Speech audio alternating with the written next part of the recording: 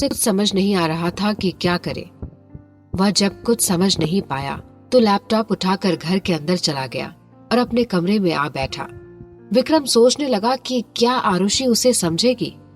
दयाल काका ने dining table पर आकर खाना लगाया और आरुषि को आने को आवाज दे खुद ऊपर विक्रम के कमरे में चले गए। आरुषि उदास सी डाइनिंग टेबल पर आकर बैठ गई। काका ने विक्रम को लंच करने के लिए चलने को बोला तो उसने मना कर दिया कि उसे भूख नहीं है। दयाल काका को तो पता था कि विक्रम शायद किसी बात को लेकर परेशान है। उन्होंने सोचा कि पहले वह आरुषि को खाना खिला देते हैं, उसके बाद विक्रम से बात करेंगे। काका वापस लौटे तो उन्होंने देखा कि आरुषि उदास सी बैठी है। क्या बात है, तुम उदास क्यों हो? आप मुझसे बात मत कीजिए, मैं नाराज हूँ आपसे। क्यों? मैंने क्या किया? झूठ बोला है आपने मुझे। मैंने पूछा था आपसे कल कि क्या किया है आपने और विक्रम भाई ने माँ के साथ, पर आपने मुझे कुछ भी नहीं बताया। कहा तो था बिटिया, सब ठीक कर दिया है विक्रम ने, और इससे ज्यादा तुम्हें कुछ भी जानने की जरूरत नहीं है। जरूरत है काका, आपने क्यों नहीं बताया कि विक्रम भाई ने माँ को चालाकी से अपने जाल में फंसाया? दयाल काका चुप हो गए और सोचने लगे कि इसे ये बात कैसे पता। आरुषि बोली, काका बताओ ना कि क्या किया है भाई ने। कहीं माँ को उनके गुनाहों की सजा दिलाने के लिए भाई ने कुछ ऐसा तो नहीं किया जो उन्हें नहीं करना चाहिए था? मैंने अभी बाहर सुना माँ के दोस्त अजीत अंकल को विक्रम भाई से बात करते हुए। भाई तो कभी कुछ नहीं बताते मुझे, आप ही बता दो कि क्या किया था उन्होंने। काका ने आरुषि को सब कुछ कह सुनाया। आरुषि नम आंखों से काका को देखने लगी। इसका मतलब माँ को जेल पहुंचाने के लिए भाई ने खुद को तकलीफ पहुंचाई और झूठ भी बोला? तो क्या करता? उस औरत को तुम्हें नुकसान पहुंचाने देता या इंतजार करता कि कब वह उस पर जानलेवा हमला करे? नहीं, मैं यह नहीं कह रही, पर भाई का तरीका तो गलत था ना। उन्हें माँ की तरह गलत रास्ते पर चलने की क्या जरूरत थी? विक्रम ने कुछ भी गलत नहीं किया है। भगवान श्री कृष्ण ने गीता में कहा है कि दुष्टों के साथ दुष्टता करने में कोई बुराई नहीं है। आरुषि चुप हो गई।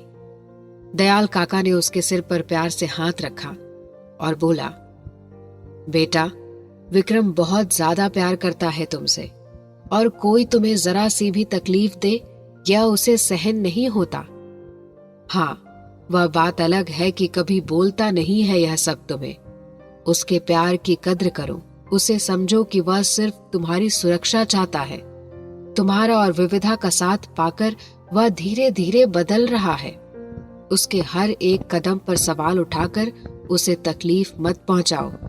अगर वह वापस पहले जैसा बन गया तो मेरा विक्कू शायद फिर कभी लौट नहीं पाएगा। आरुषि सिर झुकाकर बोली, सॉरी काका, मेरा मतलब वह नहीं था। आपको तो पता है ना कि मैं अभी यह सब कुछ इतने अच्छे से समझ नहीं पाती कि क्या सही है और क्या गलत है, लेकिन मुझे जो सही लगा मैंने आपसे कह दिया। मैं बस माँ को हमेशा के लिए हमारी जिंदगी से दूर भेज देना चाहती हूँ। दयाल काका मुस्कुरा दिए। अच्छा, तभी विक्रम ने खाने के लिए मना किया। आज मैं भाई के लिए खाना लेकर जाऊं उनके कमरे में? दयाल काका कुछ वक्त तक चुप रहे, फिर बोले, ठीक है, मैं प्लेट लगा कर देता हूँ, लेकिन मैं विक्रम के कमरे के बाहर रहूंगा। अगर तुम्हें लगे कि विक्रम गुस्सा करने वाला है तो मुझे आवाज दे देना, मैं अंदर आ जाऊंगा। ठीक है? आरुषि बोली, ठीक है। थोड़े समय बाद आरुषि विक्रम के कमरे में खाना लेकर आई। विक्रम जो सोफे पर बैठकर आराम कर रहा था, नजर उठाकर एक बार उसे देखा और फिर वापस अपने काम में लग गया। आरुषि मुस्कुराते हुए उसके पास बैठ गई। आप खाना क्यों नहीं खाने आए? चलिए, आज हम दोनों साथ में खाना खाएंगे। विक्रम ने उसे कोई जवाब नहीं दिया। आरुषि फिर बोली, भाई, आप कुछ बोल क्यों नहीं रहे? मुझसे कुछ गलती हो गई है? विक्रम ने लैपटॉप बंद कर उसे एक तरफ किया और आरुषि की तरफ मुड़कर बैठ गया। क्या तुम मुझसे नाराज नहीं हो कि मैंने तुम्हारी माँ को गलत तरीके से फंसाया? क्या तुम्हें सच में बुरा नहीं लगा? कोई शिकायत नहीं है मुझसे। आरुषि शांत सी हो गई। विक्रम बोला, बोलो, क्या चल रहा है तुम्हारे मन में? दयाल काका ने बताया कि आप मुझसे बहुत प्यार करते हैं और जो करते हैं मेरे भले के लिए करते हैं। भाई, मैं भी आपको बहुत प्यार करती हूँ। जानता हूँ। काका ने क्या कहा और क्या नहीं, मुझे उस सब से मतलब नहीं है। तुम अपनी बताओ कि तुम्हें क्या लगता है? आरुषि बोली, आपने जो किया सही किया। माँ इसी लायक है, क्योंकि जो उन्होंने गुनाह किए हैं उनकी सजा तो उन्हें मिलेगी ही ना। लेकिन विक्रम बोला, लेकिन क्या? मैं उनकी तरह पत्थर दिल तो नहीं हूं ना भाई। थोड़ी बहुत तकलीफ तो होती है, आखिर माँ है वो मेरी। ये चालाकियां धोखेबाजी करना उनका काम है और इस सब से मुझे चिढ़ होती है। आप तो उनकी तरह गंदे नहीं हो ना, तो आप क्यों उनके जैसे बन रहे हो? कभी कभी सोचती हूँ कि माँ यहाँ कभी हमारी जिंदगी में लौट कर ही नहीं आती तो कितना अच्छा होता। वो जब भी आसपास होती हैं तो मुझे हर वक्त डर लगता रहता है, और सच कहूँ तो अभी तक लग रहा है कि जब वो जेल से बाहर आएंगी तो पता नहीं फिर क्या नाटक करेंगी। यह चली क्यों नहीं जाती वापस जहाँ से भी आई हैं? क्या कोई ऐसा तरीका नहीं है कि हम इन्हें हमेशा के लिए अपनी जिंदगी से दूर भेज दें? विक्रम खामोश सा उसे देखने लगा। आरुषि बोली, छोड़िए यह सब, आप खाना खाओ। आपने जो भी किया बिल्कुल सही किया। विक्रम उठ खड़ा हुआ। मुझे भूख नहीं है, तुम खाओ, मुझे कुछ काम है, इसीलिए इसी वक्त निकलना होगा। उसने अपना फोन उठाया और तेज कदमों से कमरे से बाहर निकल गया। बाहर उसने जब काका को खड़े देखा तो उनके पास आया और बोला, आरुषि का ख्याल रखिएगा, मैं लौटने में थोड़ा लेट हो जाऊंगा। कहाँ जा रहे हो?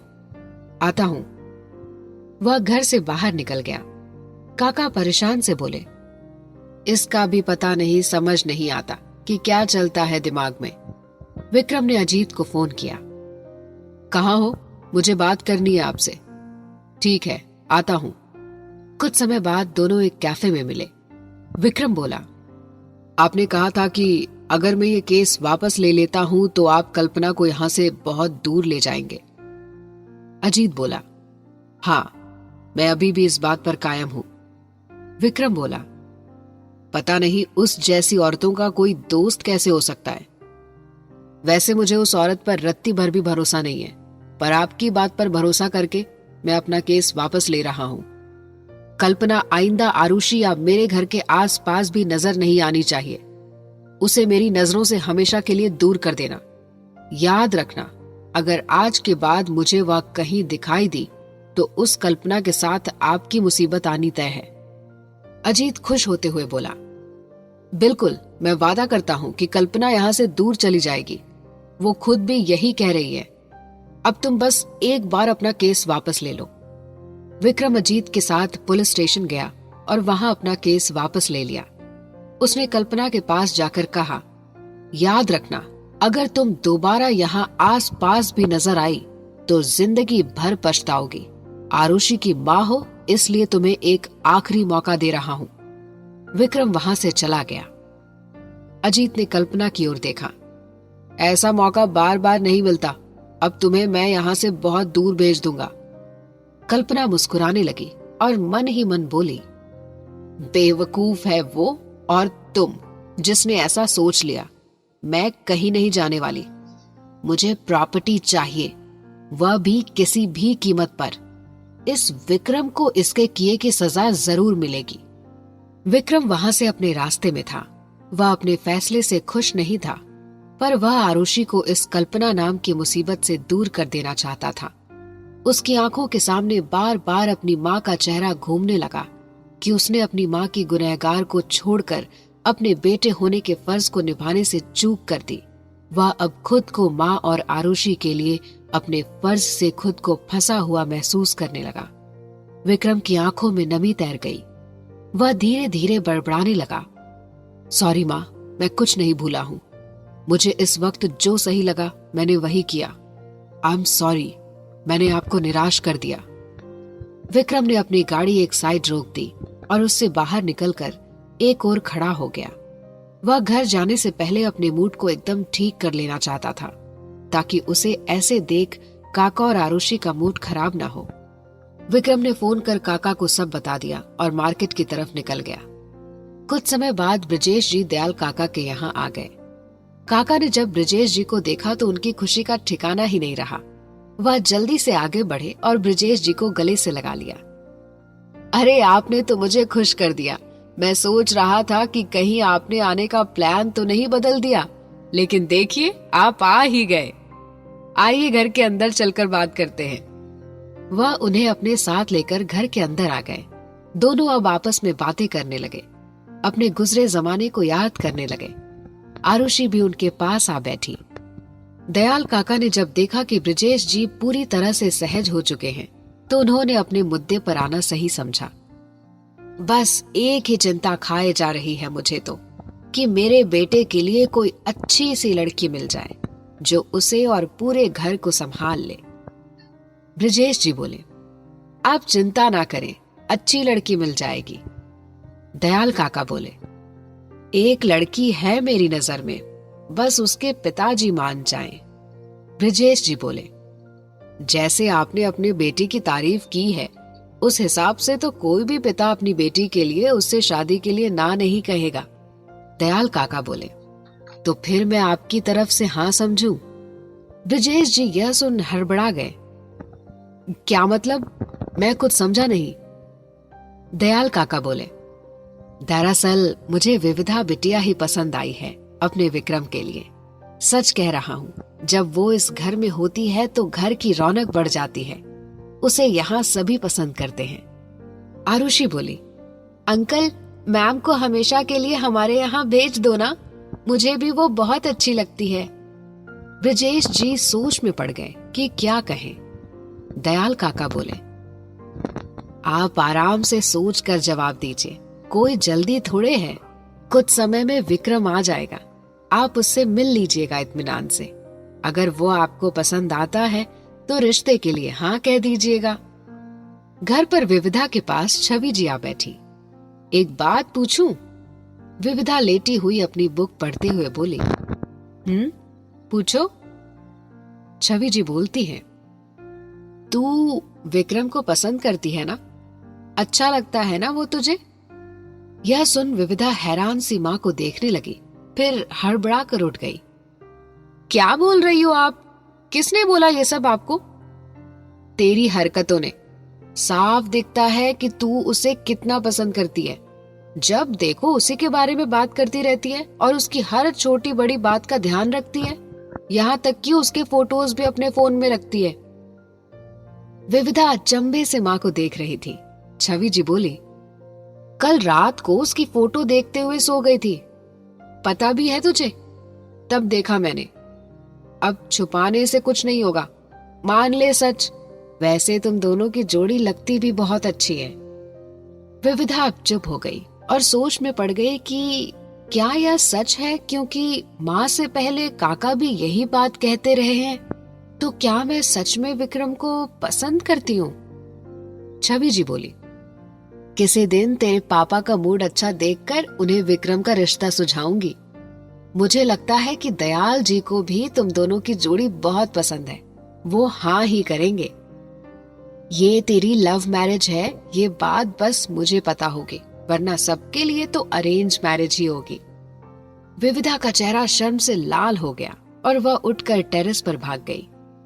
उसे अब एहसास हो चला था कि हाँ, विक्रम को पसंद करती है वो, और हर वक्त उसी के बारे में सोचती रहती है। वो विक्रम ही है जिसके साथ वह लड़ते झगड़ते हुए अपनी पूरी जिंदगी गुजार सकती है। विविधा खुश होते हुए नाचने लगी।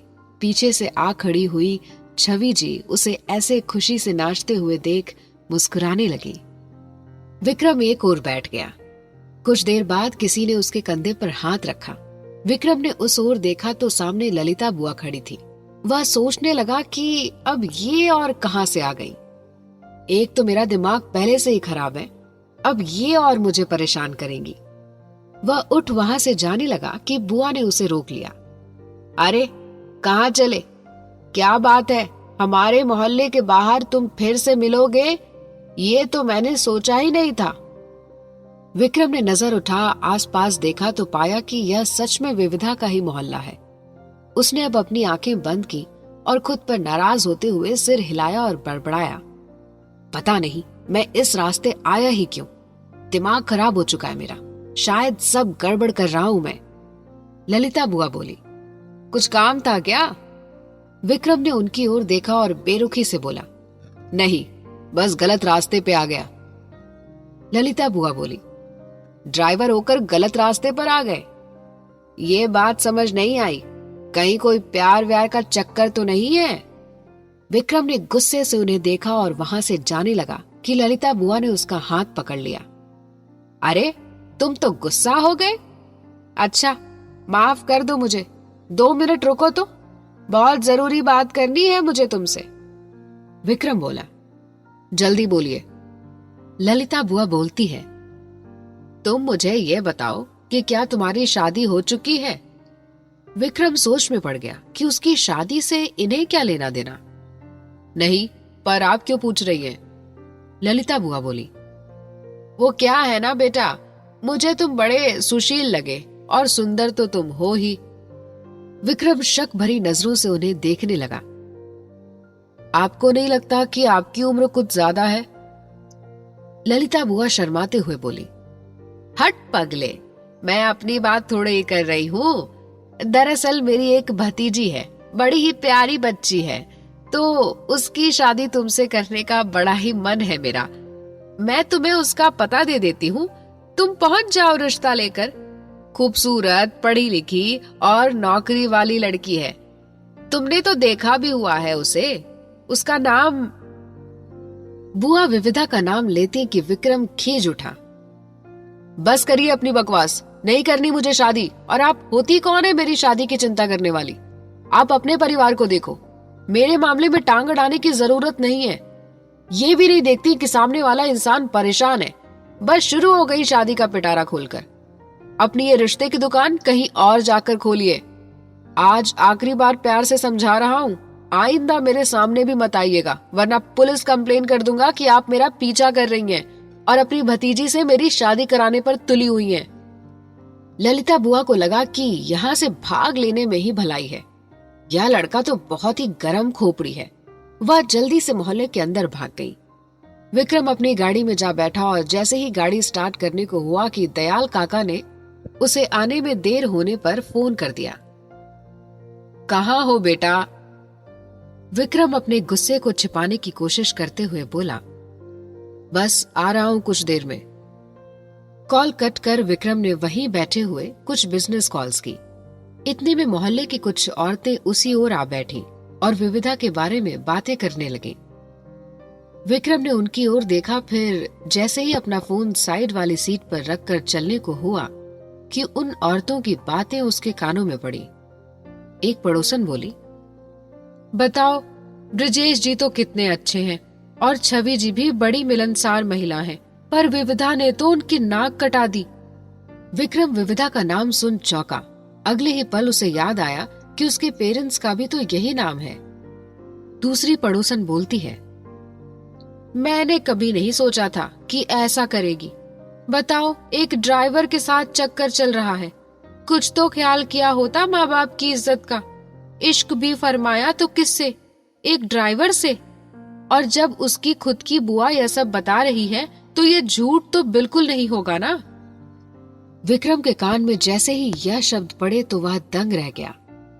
क्या विविधा सच में किसी को पसंद करती है? कहीं मुझे इनकार करने की वजह यही तो नहीं कि वह किसी और से प्यार करती है? विक्रम को अब ऐसा लग रहा था कि जैसे उसकी बेहद कीमती चीज जिसे वो अपना समझता था उसे छीन ली गई हो। विक्रम को विविधा पर गुस्सा आ रहा था। उसे ऐसा लगने लगा था कि जैसे विविधा ने उसे धोखा दे दिया है, पर उसने उसे भरोसा ही कब दिया था। दिल में कहीं ना कहीं उम्मीद थी विविधा का शादी से इनकार सुनने के बाद भी कि विविधा उसकी है, पर आज वो उम्मीद भी खत्म हो गई। विविधा को खोने के बाद आज विक्रम को अपनी जिंदगी में उसकी अहमियत समझ आ रही थी कि वह कितनी स्पेशल है उसके लिए। वो उसके बिना कैसे रहेगा, क्योंकि अब तो विविधा उसकी आदत में शुमार हो चुकी थी। पर क्यों इतनी तवज्जो देता है वो उस लड़की को? आखिर लगती कौन है वो उसकी? हर वक्त तो उससे लड़ती रहती है। वह कुछ वक्त तक गाड़ी में चुपचाप बैठा रहा। उसकी आंखों में नमी थी। पता नहीं क्या हो रहा था उसके साथ। पहले उस कल्पना को रिहा करवाना पड़ा और अब विविधा के दिल में कोई और है। वह कुछ देर तक चुप बैठा रहा, फिर अपने घर चल दिया। रास्ते भर उसके दिमाग में उन औरतों की बातें घूमती रही। वह सोचने लगा कि आखिर विविधा किसी और से प्यार करती है तो क्यों उसकी इतनी फिक्र किया करती थी। वहां पहुंचकर उसे ब्रजेश जी बैठे दिखाई दिए। दयाल काका उठकर उसके पास आए और हाथ पकड़कर ब्रजेश जी के पास ले आए। बेटा, ये विविधा के पापा हैं।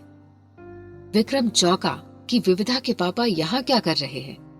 उसने दयाल काका की ओर देखा तो उनके चेहरे पर शरारत भरी मुस्कान देखकर ये समझ गया कि काका क्या करना चाह रहे हैं। उसने अपना गुस्सा एक तरफ किया और आगे बढ़ उनके पैर छुए। ब्रजेश जी ने उसे और उसके संस्कारों को देखा तो खुश हो गए। दयाल काका ने विक्रम को वहीं बैठा लिया। विक्रम बेटा, मेरी बात तो ये मान नहीं रहे हैं।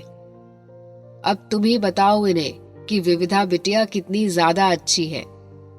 विक्रम बस कैसे भी करके वहां से जाना चाहता था तो काका की हाँ में हाँ मिला दी। जी अंकल, काका और आरुषि को बहुत पसंद है। वो भी इनसे काफी अटैच्ड है। ब्रजेश जी बोले। और तुम्हारी खुद के लिए क्या राय है बेटा? दयाल जी विविधा और तुम्हारी शादी कराने का सोच रहे हैं। मुझे तो तुम बहुत पसंद आए। तुम्हारा क्या ख्याल है? विक्रम को विविधा के पड़ोसियों की बात याद आई और फिर उस रोज विविधा का खुद उसे इनकार करना भी याद आया। उसने एक गहरी सांस ली। इस बात में कोई शक नहीं है अंकल कि विविधा एक बहुत ही अच्छी लड़की है, पर मैं उससे शादी नहीं कर सकता। प्लीज वजह मत पूछिएगा, मेरे खुद के कुछ पर्सनल रीजंस हैं। विक्रम का विविधा से शादी करने से साफ इनकार सुनकर ब्रजेश जी को काफी बुरा लगा, पर वह चुप रहे। लेकिन दयाल काका को बहुत गुस्सा आया कि मैं यहाँ दिन रात एक कर रहा हूँ इन दोनों को मिलाने के लिए, और यह है कि सब बर्बाद करना चाहता है। उन्हें तो लगा था कि विक्रम खुशी खुशी हाँ कर देगा, लेकिन हुआ उससे उल्टा। अब और क्या चाहिए इसे? कौन सा खुद से कबूल करवा रहा हूँ कि ये विविधा से प्यार करता है। विक्रम ब्रजेश जी से माफी मांग काम का बोलकर वहां से सीधा अपने कमरे में चला गया। ब्रजेश जी को विक्रम का इनकार करना अच्छा नहीं लगा। आखिर कमी क्या है उनकी बेटी में? वह कुछ देर बाद अपना बहाना बनाकर बिना खाना खाए ही वहां से चले गए। दयाल काका गुस्से में विक्रम के पास पहुंचे और उसे जोर से डांटा। आखिर चाहते क्या हो तुम? मैं जितना तुम्हारी जिंदगी को पटरी पर लाने की कोशिश करता हूँ, तुम उतना ही उस गाड़ी को पीछे खींच लेते हो। आखिर दिक्कत क्या है तुम्हारी? पहले तुमने उस कल्पना का केस वापस ले लिया। मैं समझ गया कि आरुषि के लिए किया तुमने वो, और सहमति दी, लेकिन ये क्या? खबरदार, मुझसे झूठ तो बोलना ही मत कि तुम उसे पसंद नहीं करते। सब दिखाई देता है मुझे और समझ भी आता है, और एक सच यह भी है कि वह भी तुम्हें पसंद करती है। विक्रम झुंझलाहट में बोला। सब गलतफहमी है आपकी, ऐसा कुछ भी नहीं है हमारे बीच। दयाल काका बोले। गलतफहमी मुझे नहीं है, तुम्हें है। मैंने खुद देखा है उसकी आंखों में तुम्हारे लिए प्यार, और तुम भी पसंद करते हो उसे। विक्रम बोला। गलत। अगर वह मुझे पसंद करती होती तो कल जब मैंने उसे सामने से प्रपोज किया था तो वह मना नहीं करती शादी का। दयाल काका चौंके। क्या कहा तुमने? तुमने उसे प्रपोज किया था? विक्रम बोला।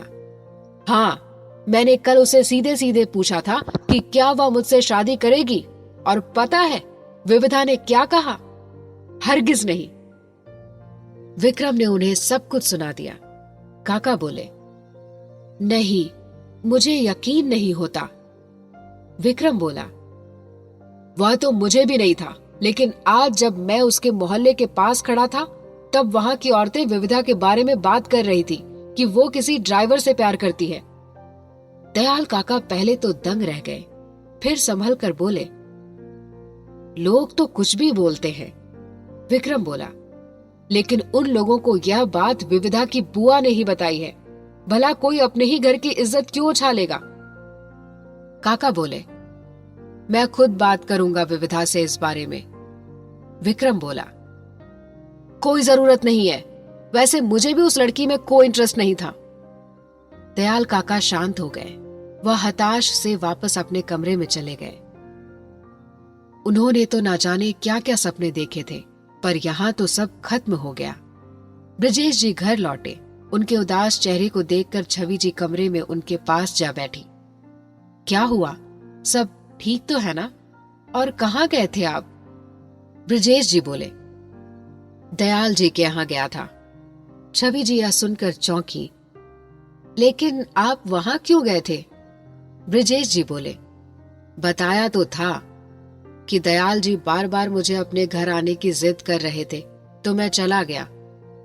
छवि जी बोली, यह तो अच्छी बात है ना, लेकिन आपका चेहरा उतरा हुआ क्यों है? ब्रजेश जी बोले, उतरेगा क्यों नहीं, वहां बेइज्जती हो गई मेरी। छवि जी को यह सुनकर बड़ा धक्का लगा। बेइज्जती? क्यों, क्या हुआ? ब्रजेश जी बोले, दयाल जी ने तो खूब आवभगत की, बड़े ही आदर सम्मान से मिले, बहुत भले आदमी हैं। उन्होंने मुझसे मेरी विविधा का रिश्ता मांगा विक्रम के लिए। छवि जी यह सुन उत्सुकता से बोली, फिर आगे क्या हुआ, आपने क्या कहा? ब्रजेश जी बोले, मैंने तो सोचने के लिए वक्त मांगा था। उसी समय विक्रम वहां आ गया। मुझे तो वह काफी पसंद आया, लेकिन जैसे ही उसे पता चला कि हम दोनों उसकी शादी विविधा से कराना चाहते हैं, तो उसने साफ मना कर दिया। मैं तो खुश हो रहा था कि मेरी बेटी अच्छे घर में पहुंच जाएगी, पर विक्रम को जब हमारी बेटी पसंद ही नहीं तो क्या कर सकते हैं। छवि जी ने यह सुना तो धक्का लगा। क्या विक्रम ने मना किया? लेकिन क्यों? ब्रजेश जी बोले, वजह तो नहीं बताई। छवि जी भी सोचने लगी कि जब विविधा को इस बारे में पता चलेगा तो कितनी तकलीफ होगी। नहीं, मैं उसे अभी नहीं बताऊंगी, बाद में सही समय देखकर कह दूंगी। मेघा ललिता बुआ पर गुस्सा कर रही थी। आपसे एक काम भी ढंग से नहीं हुआ। अरे उस ड्राइवर को बताना था ना कि अपने माँ बाप की इकलौती संतान है और कितनी सुंदर है, गुड़ी है, तभी तो मन करता ना उसका उस विविधा की बच्ची से।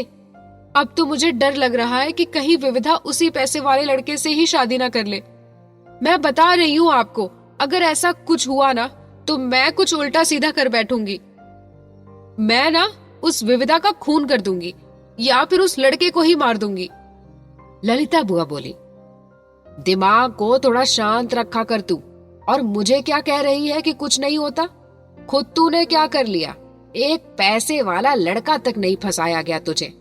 एक प्लान फेल हुआ तो होने दे, दूसरा प्लान तो है ना। मेघा बोली, क्या मतलब? ललिता बुआ बोली, अगर विविधा की शादी उस ड्राइवर से नहीं होती तो ना सही, हम उसकी शादी मेरे लाए हुए रिश्तों में से किसी एक से भी करवा देंगे, जिससे ये विविधा नाम की बला भी टलेगी और हमें कमीशन भी मिलेगा। ललिता बुआ ने मेघा को अपना प्लान समझाया तो वह खुश हो गई। इस विविधा का गेम ओवर तो मैं ही करूंगी। विविधा के चेहरे से मुस्कुराहट हटने का नाम ही नहीं ले रही थी। वह विक्रम के साथ अपनी आगे की जिंदगी के बारे में सोचने लगी। उसे थोड़ा डर भी लग रहा था कि अगर विक्रम ने ना कर दिया तो। पर काका तो कहते रहते हैं ना कि विक्रम भी मुझे पसंद करता है, लेकिन उस रोज तो मना कर रहा था ना। विविधा गहरी सोच में डूब गई। रात को विक्रम परेशान सा कमरे में इधर उधर टहल रहा था। पहले कल्पना और विविधा की बातों से उसका दिमाग बुरी तरह खराब हो चुका था। उसे अब और नहीं रहा गया और शराब में खुद को डुबो दिया। दयाल काका बाहर एक ओर खड़े उसे देख रहे थे। उनका विक्रम शायद एक बार फिर आज अपना सब कुछ हार चुका था। पहले उसने मां को खोया और आज उसे पता चला कि जिस विविधा को वो अपना दिल दे चुका है वो तो पहले ही किसी और को अपना मान चुकी है। दयाल काका आगे बढ़े और विक्रम के पास जा बैठे। आगे क्या हुआ जानने के लिए सुनिए कहानी का अगला भाग सिर्फ प्रतिलिपि FM पर। भाग 24। दयाल काका विक्रम के पास जा बैठे और उसके हाथ से गिलास लेकर खुद ने भी शराब का एक घूंट लिया, जिसकी कड़वाहट से ही उनके पूरे शरीर में झंझनाहट सी दौड़ गई और वो बुरा सा मुंह बनाते हुए बोले, कितनी कड़वी है यह, कैसे पी लेते हो तुम इसे?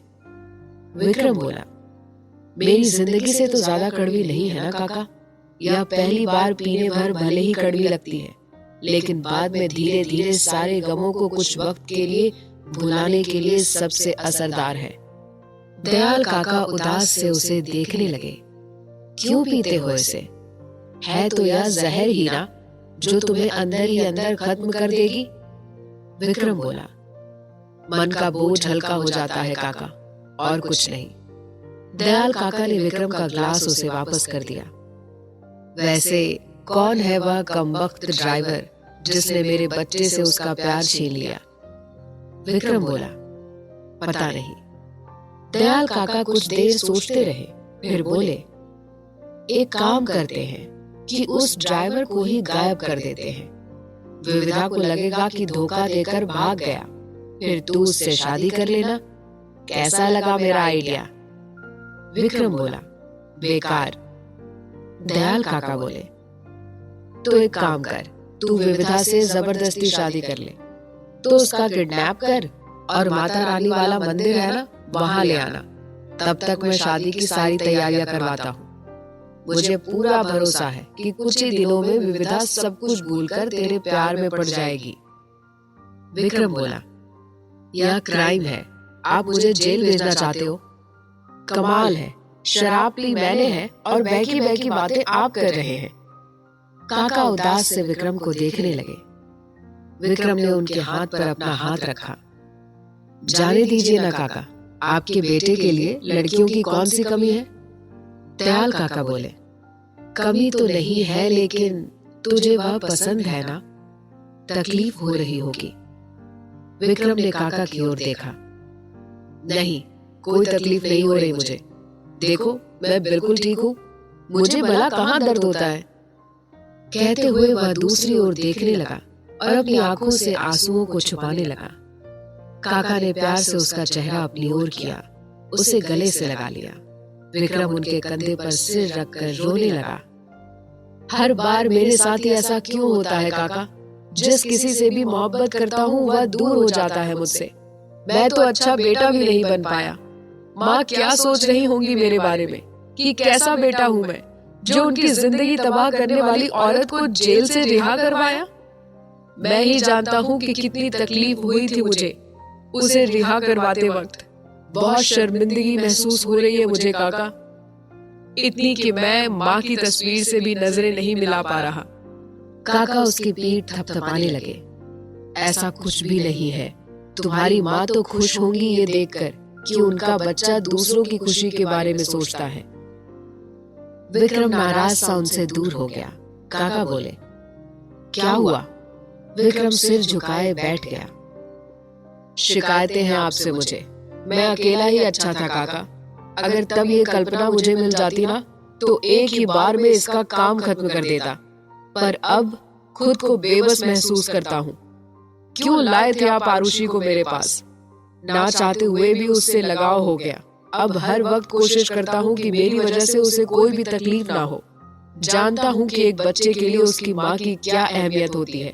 अभी मैं आरुषि के साथ जीना सीख रहा था कि आप उस विविधा को ले आए, और बड़ी ही चालाकी से पता नहीं कब आपने अपनी बातों में मुझे फंसाकर उस लड़की को मेरे दिल में जगह दिलवा दी।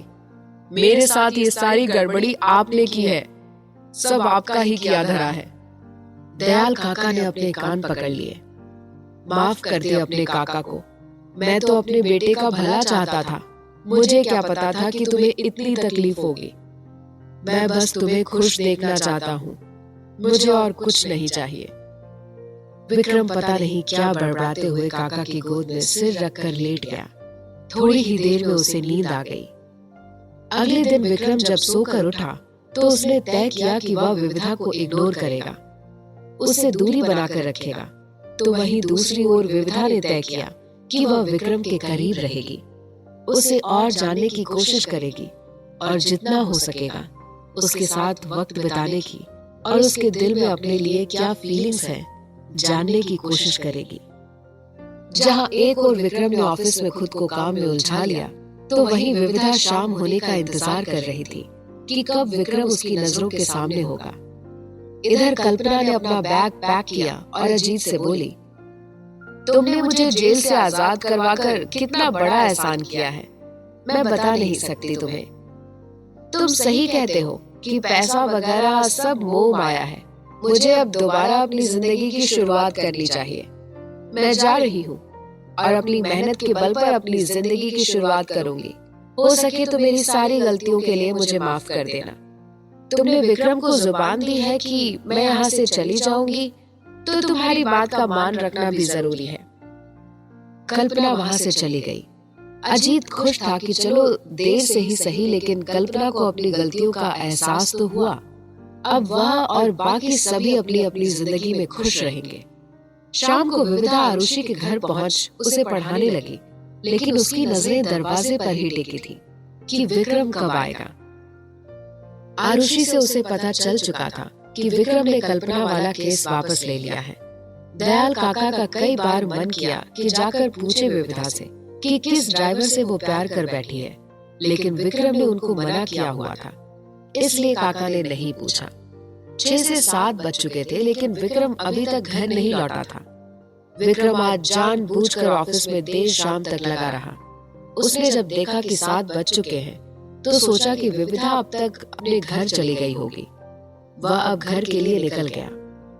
कुछ समय बाद विक्रम घर पहुंच जैसे ही अंदर आया, सामने से आता विविधा पर उसकी नजर पड़ी। विविधा का उदास चेहरा उसे देखकर खिल गया। वह काफी देर से बहाना बनाकर विक्रम के आने तक रुकना चाहती थी, पर जब 7 से ऊपर टाइम हो गया तो उसे लगा कि वह और नहीं रुक सकती। वह घर जा ही रही थी कि सामने से विक्रम आ गया। उसकी तो मानो जैसे मुंह मांगी मुराद पूरी हो गई। वह विक्रम को देख मुस्कुरा दी, लेकिन विक्रम ने उसे पूरी तरह से इग्नोर कर दिया और पीछे खड़े दयाल काका से बोला, मेरे सिर में बहुत तेज दर्द हो रहा है, दवा ले आइए कमरे में। वह सीधे अपने कमरे में चला गया। विविधा सोच में पड़ गई। कमाल है, आज मैंने इसे देखकर मुंह भी नहीं बनाया और ना ही कुछ जली कटी सुनाई, उल्टा मुस्कुराई तो भी इसने मुझे इग्नोर कर दिया। शायद सिर दर्द की वजह से सड़ू हो रहा है। दयाल काका टेबल की ड्रॉअर से मेडिसिन निकाल ही रहे थे कि पीछे आकर खड़ी हुई विविधा बोली, लाइए काका, मैं देकर आती हूँ। दयाल काका ने जब यह सुना तो सोच में पड़ गए कि जब यह किसी और से प्यार करती है तो विक्रम के बारे में इतना क्यों सोच रही है। सामने से पूछ लूं क्या? नहीं, विक्रम ने मना किया है तो पूछ भी नहीं सकता। उन्होंने कुछ सोचा और मेडिसिन वापस रख बोले, मेडिसिन तो खत्म हो गई, अभी तो बस बाम ही है, इसी से काम चला लो। विक्रम अपने कमरे में आया और नाराजगी से कोट उतारकर एक ओर फेंकते हुए बड़बड़ाने लगा, यह लड़की अभी तक इस घर में क्या कर रही है? यह अपने घर क्यों नहीं गई? इतना क्यों लेट हो गई? मेरा सिर दर्द से फटा जा रहा है, पता नहीं काका भी कहाँ रह गए। विक्रम ने अपनी शर्ट की स्लीव्स फोल्ड की और सोफे पर बैठ पैर सामने टेबल पर रख अपना सिर पीछे टिका आंखें बंद कर लेट गया। उसके दिमाग में विविधा के लिए कही गई पड़ोसियों की बातें घूमने लगी। विविधा उसके कमरे में आई। जब उसने विक्रम को ऐसे शांत सा लेटा देखा तो थोड़ी देर तक उसे प्यार से देखती रह गई। फिर आगे बढ़ उसके पास जा खड़ी हो धीरे से बोली, ये लो बाम। विक्रम अपनी उलझन में इतना उलझा हुआ था कि उसे विविधा की आवाज सुनाई ही नहीं दी। विविधा को लगा कि शायद विक्रम सो गया है, तो वह सोफे के पीछे की तरफ जा विक्रम के पीछे गई और बड़े आहिस्ते से उसके सिर पर बाम लगाने लगी कि कहीं विक्रम जाग न जाए। विक्रम के दिमाग में सब कुछ चल ही रहा था कि तभी उसे अपने सिर पर किसी की उंगलियों का एहसास हुआ कि कोई उसके सिर पर बाम लगा रहा था। विक्रम ने पहले तो ज्यादा ध्यान नहीं दिया, सोचा कि काका ही होंगे, पर कुछ वक्त बाद उसे महसूस हुआ कि यह दयाल काका के हाथों का स्पर्श तो नहीं है, तो फिर ये हाथ। अगले ही पल अपने सवाल के जवाब का एहसास होते ही विक्रम ने विविधा के हाथों को पकड़ रोका और पीछे मुड़कर देखा। तुम यहाँ क्या कर रही हो? विविधा बोली, बाम देने आई थी पर तुम आंख बंद करके लेटे हुए थे। मैंने तुम्हें आवाज भी दी पर जब तुमने कुछ नहीं बोला तो मैंने सोचा कि मैं ही लगा देती हूँ। विक्रम नाराजगी से बोला। तुमसे मांगा था मैंने बाम? विविधा बोली। बोला तो तुमने कल खाने का भी नहीं था, पर मैंने लाकर दिया ना। विक्रम ने हाथ आगे बढ़ाया। लाओ मुझे दो, मैं खुद लगा लूंगा। विविधा बोली। क्यों? मैं लगा दूंगी तो कुछ आफत आ जाएगी। विक्रम गुस्से से उसे देखते हुए तेज आवाज में बोला। बाहर जाओ इसी वक्त मेरे कमरे से और कुछ वक्त के लिए अकेला छोड़ दो मुझे। विक्रम इतनी जोर से बोला कि उसे खांसी आ गई। विविधा ने पास ही रखे जग से ग्लास में पानी कर उसे पीने को दिया। विक्रम पानी पीने लगा। विविधा उसकी पीठ हल्के से थपथपाने लगी। अभी ठीक है? विक्रम बोला। विविधा ने उससे ग्लास लेकर एक तरफ रख दिया। आज तुम इतने लेट क्यों हो गए? पता है मैं कब से इंतजार कर रही थी। विक्रम ने उसकी ओर देखा तो विविधा ने जल्दी से अपनी बात संभाली। मतलब आरुषि वेट कर रही थी तुम्हारा। विक्रम बोला। काम बहुत था। विविधा को लगा कि विक्रम का मूड कल्पना की वजह से खराब है। पता चला मुझे कि आरुषि की खुशी के लिए कल्पना को जेल से रिहा करवा दिया तुमने। क्या तुम्हें सच में लगता है यह कल्पना सुधर जाएगी? विक्रम बोला। नहीं, कुत्ते की दुम सीधी हो सकती है पर कल्पना कभी नहीं बदल सकती। लेकिन मैं अपने दिल में कोई मलाल नहीं रखना चाहता था कि मैंने आरुषि की मां होने के नाते उसे कोई मौका नहीं दिया। अगर अभी भी वह कुछ गड़बड़ करती है तो उसका अच्छा बंदोबस्त करूंगा। विक्रम खिड़की के पास जा खड़ा हुआ और बाहर देखने लगा। विविधा उसके पास जा खड़ी हुई। मैं समझ सकती हूँ तुम्हारी तकलीफ। बहुत बुरा लग रहा होगा ना तुम्हें आरुषि की माँ को रिहा करवाते वक्त। तुम परेशान मत हो, उन्हें अपने गलत कामों की सजा जरूर मिलेगी। विक्रम ने विविधा की ओर देखा, फिर बिना कुछ कहे वह वापस खिड़की से बाहर देखने लगा। दोनों एक साथ कुछ देर तक चुपचाप खड़े रहे। विविधा ने विक्रम को हिम्मत देने के लिए झिझकते हुए अपना हाथ बढ़ा उसका हाथ थामना चाहा कि विक्रम ने अपने दोनों हाथों को बांधकर सीने से लगा लिया। विविधा को लगा कि शायद विक्रम ने अचानक से ऐसा किया है, लेकिन उसने यह जानबूझकर किया था। उसे एहसास हो चुका था कि विविधा उसका हाथ थामने वाली है, लेकिन वह पहले ही तय कर चुका था कि विविधा से दूरी बनाकर रखेगा। वह सीधे लहजे में बोला, तुम्हें लेट हो रहा है, घर जाओ। विविधा मायूसी से वहां से जाने लगी कि विक्रम ने उसको पुकारा। विविधा, रुको जरा। विविधा ने खुश हो पीछे मुड़कर देखा। विक्रम उसके पास आया और बड़ी संजीदगी से बोला, आज के बाद तुम कभी मेरे कमरे में अकेले नहीं आओगी। कहीं किसी ने देख लिया तो बातें बनने में देर नहीं लगेंगी। विविधा को विक्रम की ये बात कुछ हजम नहीं हुई, क्योंकि विक्रम तो वो इंसान था जो लोगों की बातों की परवाह ही नहीं करता था। तुम्हें कब से लोगों की बातों से फर्क पड़ने लगा? विक्रम बोला, मुझे अपनी नहीं तुम्हारी चिंता है। दयाल काका तुम्हें जानबूझकर मेरे पास भेजते हैं ताकि हम दोनों एक दूसरे को अच्छे से जान सके। दरअसल वह चाहते हैं कि तुम्हारी और मेरी शादी हो जाए। विविधा ने जब यह बात सुना तो दंग रह गई कि इसे यह सब कैसे पता। विक्रम बोला, मैं जानता हूँ कि तुम्हें इस बारे में नहीं पता होगा। अगर पता होता तो तुम यहाँ नहीं आती। विविधा ने राहत की सांस ली और सोचने लगी, अब तुम्हें क्या बताऊं कि काका तो अपने प्लान में सफल भी हो गए। विक्रम बोला, काका को अपने बेटे की फिक्र है और इसलिए यह सब हरकतें कर रहे हैं। तुम उन पर गुस्सा मत करना, पर अब तुम्हें सच पता चल गया है तो आइंदा उनकी बातों में आने की जरूरत नहीं है और ना ही मेरे कमरे में आने की जरूरत है। काका समझते नहीं है कि मैं किसी भी तरह के रिश्ते में बंधना नहीं चाहता। आरुषि के लिए मैं पहले ही खुद को थोड़ा बदल चुका हूँ, अब किसी और के लिए खुद को बदलना नहीं चाहता। और मैं जानता हूँ कि मैं खुद खुश नहीं रहूंगा तो मेरे साथ कोई भी खुश नहीं रहेगा। मैं अपने इस छोटी सी दुनिया में ही खुश हूँ, इसलिए बात को शुरू होने से पहले ही खत्म कर दिया जाए, इसी में समझदारी है। फिर तुम और मैं बिल्कुल अलग है। विविधा को विक्रम की बातें ऐसी लगी कि जैसे उसने उसे रिजेक्ट कर दिया।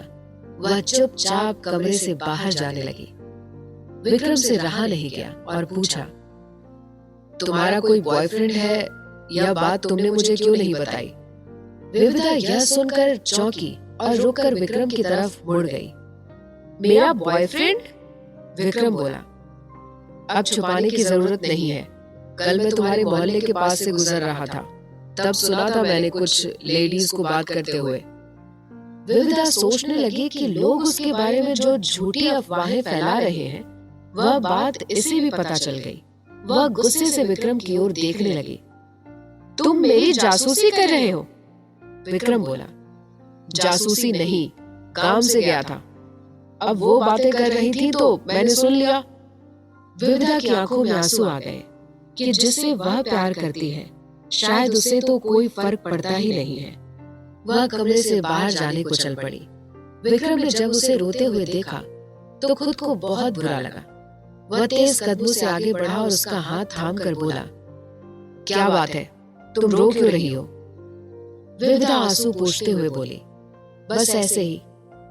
विक्रम बोला, ऐसे ही क्या होता है? देखो, अगर मेरी किसी बात का तुम्हें बुरा लगा हो तो मैं माफी मांगता हूँ। मेरा इरादा तुम्हें चोट पहुंचाने का नहीं था। विविधा ने कुछ पल तक विक्रम को देखा।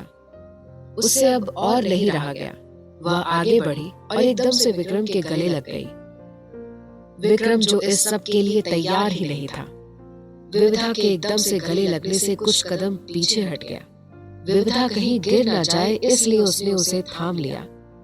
विक्रम जहां एक ओर हैरान था, वहीं विविधा आंखें बंद कर सुकून के साथ खड़ी हुई थी कि जिंदगी भर का ना सही, कुछ पल के साथ को तो जी भर के जी ले। दोनों अब यूं ही थोड़ी देर तक खड़े हुए एक दूसरे के दिल की धड़कनों को महसूस कर रहे थे। अब विविधा पीछे हटी। लेट हो रहा है, मुझे जाना चाहिए। विक्रम बोला, तुम पक्का ठीक हो ना? अगर तुम चाहो तो मैं तुम्हें घर छोड़ देता हूँ। विविधा बोली, नहीं, इसकी कोई जरूरत नहीं है। विक्रम बोला, अगर कभी कोई भी परेशानी आए तो तुम मेरे पास बेहिचक आ सकती हो।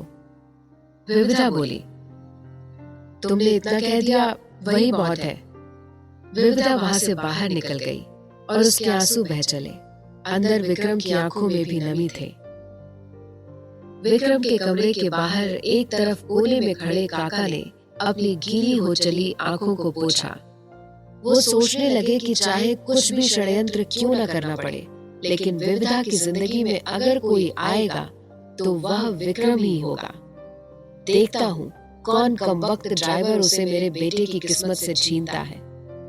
मैं हर सजा भुगत लूंगा, लेकिन विक्रम और विविधा की ही शादी होगी।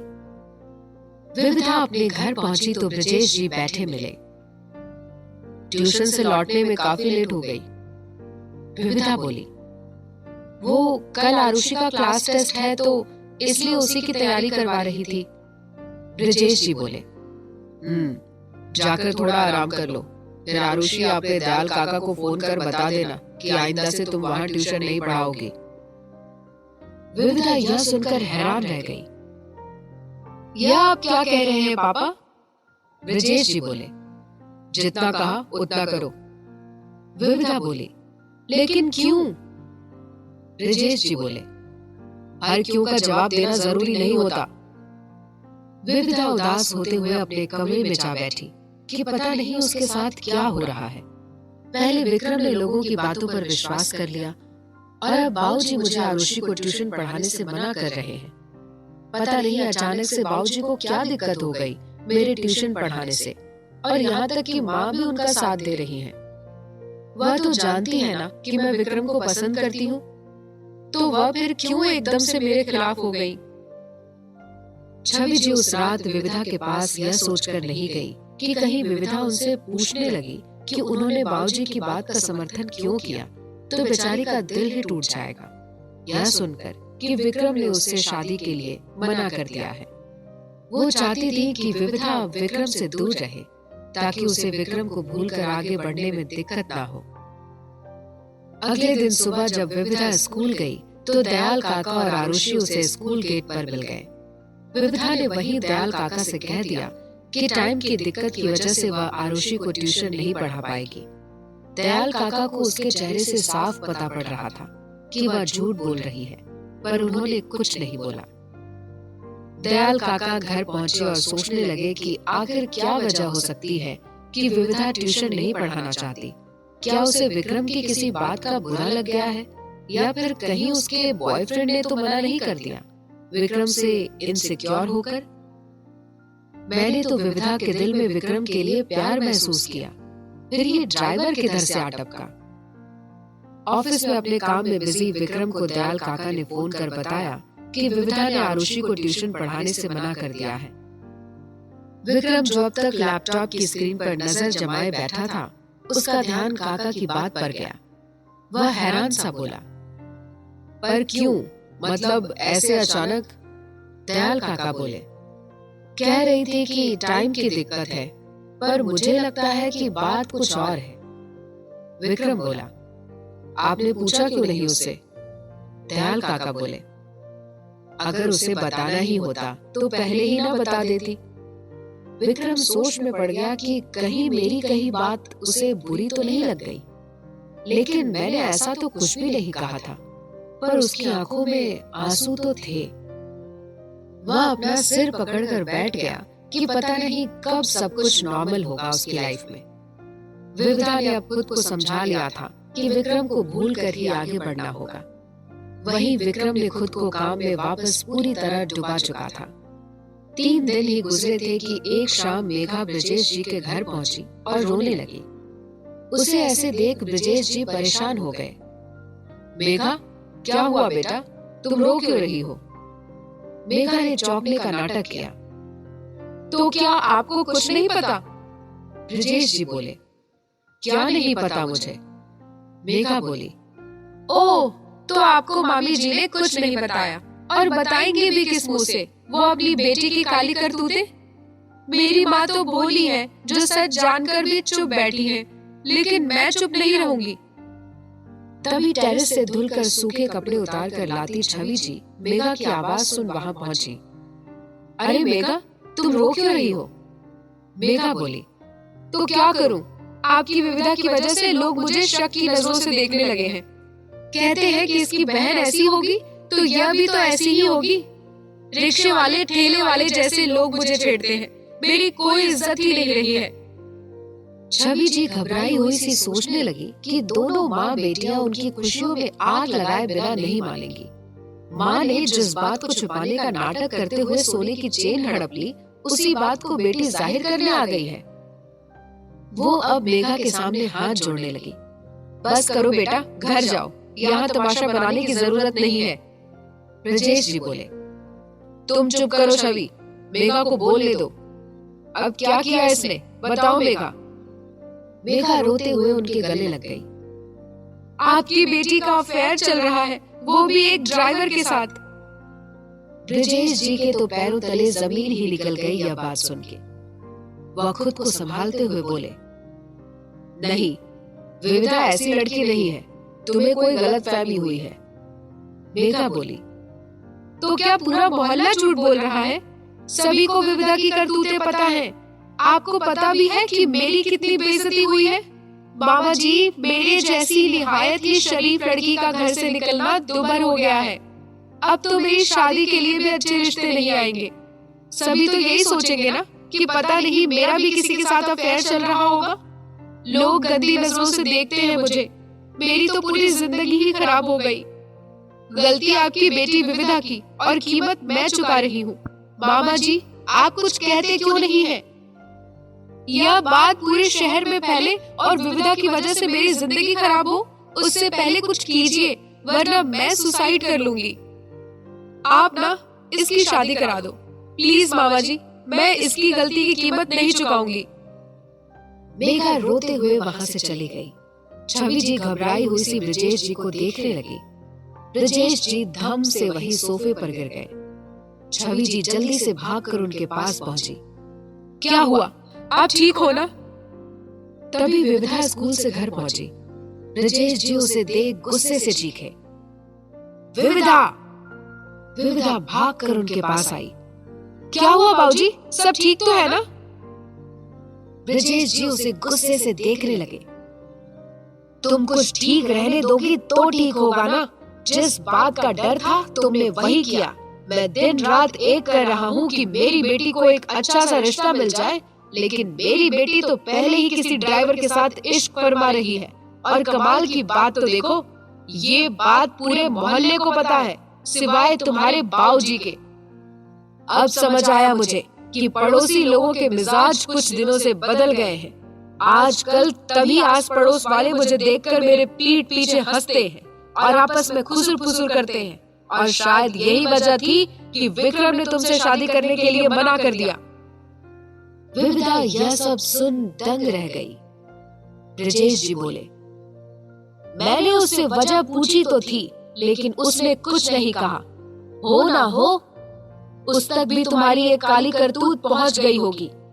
उसने मुझे उसी के घर में जलील करना सही नहीं समझा और मेरी बेटी ने मुझे पूरी दुनिया के सामने जलील कर दिया। ब्रजेश जी विविधा को डांटे जा रहे थे। विविधा रोते हुए उन्हें समझाने की कोशिश करने लगी कि उसका किसी के साथ कोई अफेयर नहीं चल रहा है। वह किसी भी ड्राइवर को नहीं जानती है। यह तो कुछ लोगों की मनगढ़ंत बातें हैं और वह नहीं जानती कि यह बातें कैसे बनी। छवि जी बोली, आप विविधा की बात का भरोसा करो, वह सही कह रही है।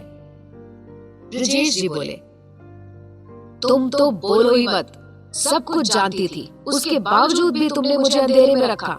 यह संस्कार दे रही हो तुम अपनी बेटी को।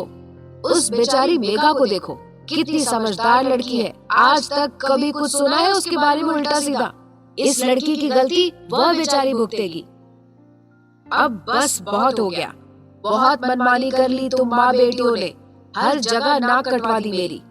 अब इस घर में वही होगा जो मैं चाहूंगा। बहुत कर ली नौकरी इस लड़की ने। कल से यह स्कूल नहीं जाएगी। अगर यह स्कूल गई तो इसका मुझसे कोई भी रिश्ता नहीं होगा। अब इसे तय कर लेने दो कि इसे नौकरी करनी है या अपने बाबूजी चाहिए। यह लड़की इस घर में रहने लायक नहीं है, इसलिए जितनी जल्दी हो सके मैं शादी करवा दूंगा। आगे क्या हुआ जानने के लिए सुनिए कहानी का अगला भाग।